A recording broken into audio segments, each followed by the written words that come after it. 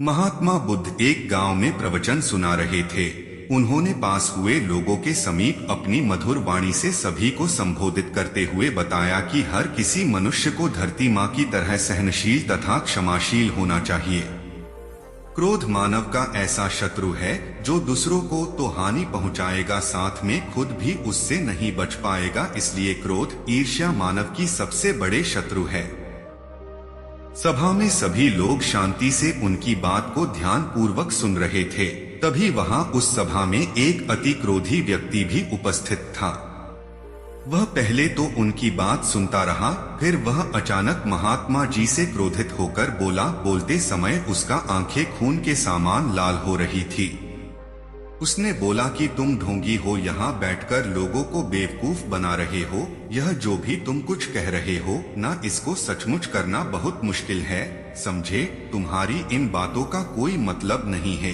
यह सब बातें कोई मायने नहीं रखती असल जिंदगी में। कहानी सुनाना बंद करो धूर्त महात्मा, और जहाँ से आए हो वही चले जा।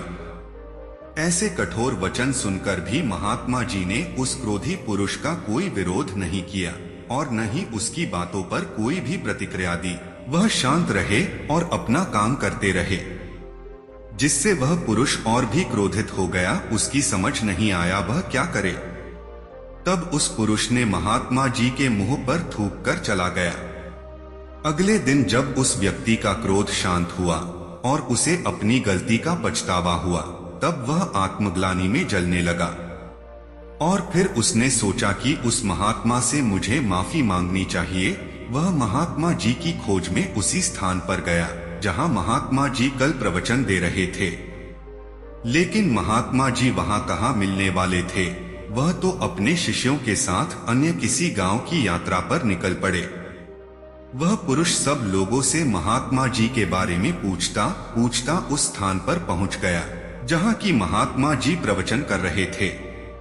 तब उस पुरुष को महात्मा जी के शिष्यों ने उसे उनके पास जाने से रोका, लेकिन महात्मा जी ने अपने शिष्यों को आदेश दिया कि आने दे उस पुरुष को।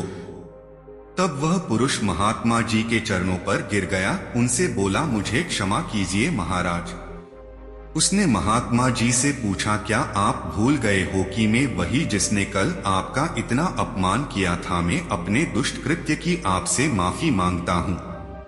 तब महात्मा जी ने बड़े शालीनता से उस पुरुष से बोले कि कौन सी बात। तब उस पुरुष ने बड़ी हैरानी से महात्मा जी की ओर देखा। महात्मा जी बोले कि मैं तो बीती बातें वही छोड़ आया, क्योंकि बीता हुआ कल कभी वापस लौटकर नहीं आता। इसलिए बीती हुए बातों की वजह से आज और अपना आने वाला कल नहीं बिगड़ना चाहिए। जो हो गया सो हो गया। तुम्हें अपनी भूल का एहसास हुआ, यही सबसे बड़ी बात है।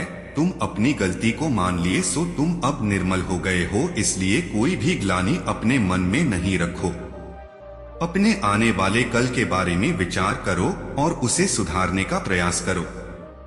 महात्मा जी की बात सुनकर उस पुरुष के मन का भार हल्का हो गया और उसने महात्मा जी के चरणों को पकड़कर कहा, आज से मैं अपने क्रोध का त्याग करता हूँ और धैर्यवान और क्षमाशील होने का प्राण आज से लेता हूँ।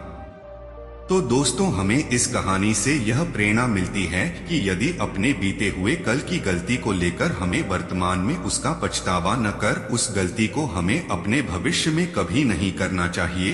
क्योंकि दोस्तों, बीता हुआ कल कभी लौटकर वापस नहीं आता। तो अगर आपको महात्मा गौतम बुद्ध की इस कहानी से कुछ सीखने को मिला हो तो अपने दोस्तों के साथ इसे जरूर शेयर करें।